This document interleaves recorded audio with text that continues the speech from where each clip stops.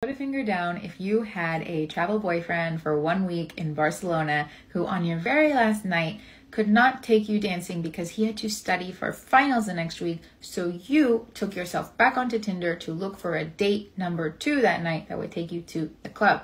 But then when you were on date number 1, you realized you were totally running late and you told date number 1, hey, I'm going to be meeting up with some friends to go dancing tonight. I'm going to be going to this bar. And he says, oh, hey, wouldn't you know, that's really close. I can walk you there. And then you realize, oh, shit, I shouldn't have said that because now these two guys are probably going to meet. And as you turn the corner, walking to the bar, there he is, date number 2, smoking a cigarette outside, looking much shorter than you thought he was based off of his pictures, but there's no time to think about that right now. You breeze past date number 2 and you say, hey, we'll be right with you. And I tell that date number 1, and you tell date number 1 that, oh, hey, that's just some guy from my hostel. He's coming out with us tonight. And he goes, okay. And then you go into the bar, you turn away from the door, and you try and give date number 1 a really cute kiss goodbye, but there's absolutely no vibe because you are shitting bricks.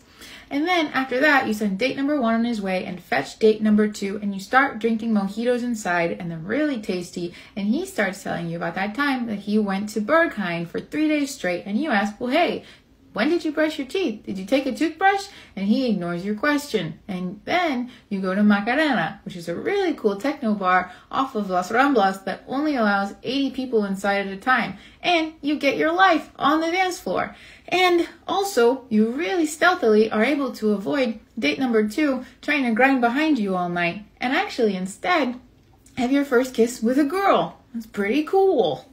And then at 6 a.m. when the club closes, you send a text to date number 1 asking if he's up. He doesn't answer you, but by the grace of God, you find his apartment and he lets you in.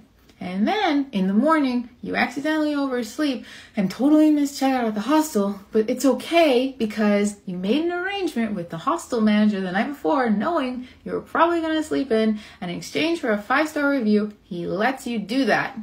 Yeah. And then 5 months later, you blog about it on your travel friend's website, and somehow date number 1 reads it, and he sends you a message on WhatsApp saying, hey, my friend sent me this article, and he recognized me. Do you mind changing my name in the article? And you happily oblige, and he says, I hope you are well. There.